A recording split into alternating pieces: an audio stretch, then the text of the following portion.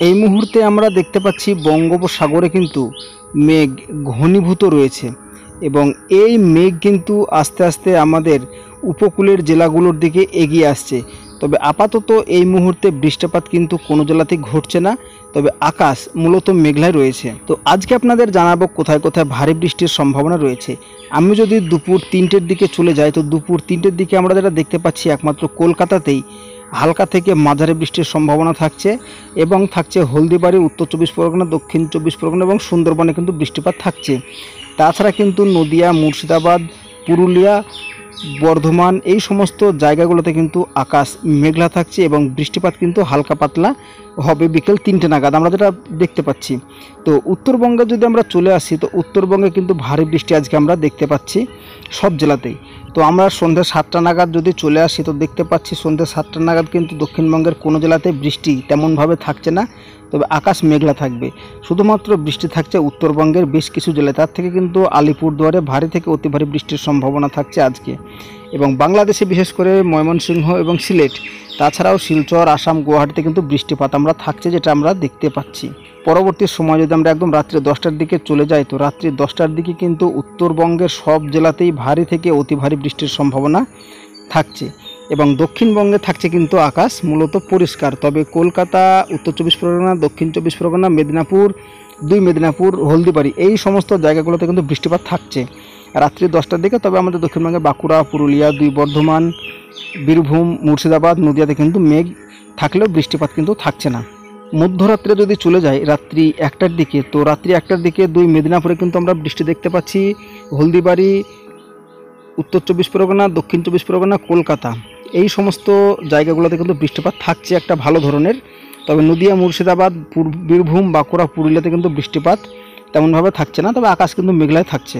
তো সকাল 7টার দিকে যদি চলে আসি, তো উত্তর 24 পরগনা, দক্ষিণ 24 পরগনা, মেদিনীপুর, সুন্দরবনে কিন্তু বৃষ্টি থাকছে। তাছাড়া কিন্তু দক্ষিণবঙ্গের সমস্ত জেলা মেঘলা থাকছে, তবে বৃষ্টিপাত কিন্তু তেমনভাবে সকালকের দিকে আমরা লক্ষ্য করতে পারছি না।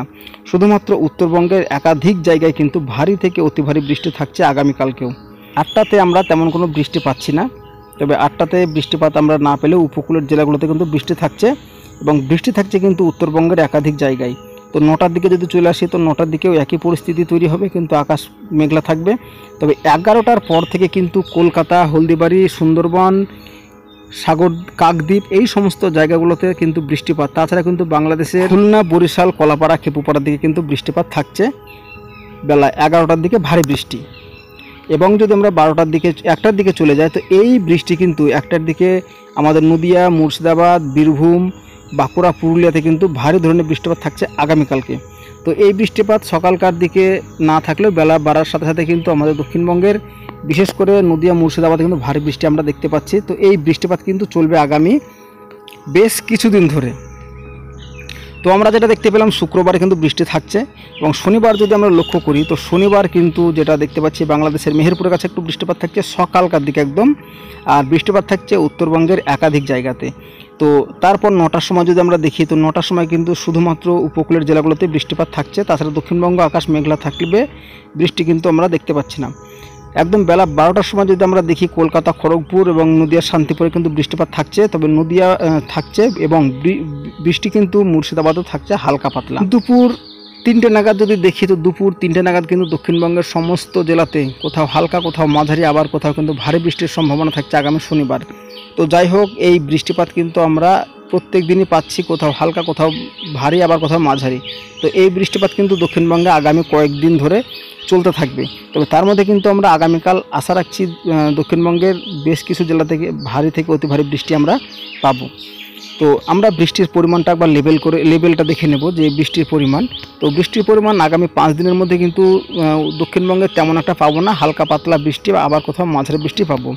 তবে পরে 10 দিনেও কিন্তু আমরা বৃষ্টি পাচ্ছি, তবে তেমনভাবে পাচ্ছি না। শুধুমাত্র কলকাতায় একটু ভারী লেভেলের বৃষ্টি পাচ্ছি, আর উত্তরবঙ্গের একাধিক জায়গাতে ভারী লেভেলের একদম বৃষ্টি আমরা পেয়ে যাচ্ছি। তো বন্ধুরা, এই গেল আবহাওয়ার আপডেট। কেমন লেগেছে অবশ্যই জানাবেন, ভালো লাগলে চ্যানেলটিকে সাবস্ক্রাইব করবেন, কারণ আজকে ভিডিওটি আর বেশি বড় করলাম না। তো ভিডিওটি দেখার জন্য আপনাদেরকে অসংখ্য ধন্যবাদ। সাথে থাকুন, দেখতে থাকুন ওয়েদার 24 বাংলা।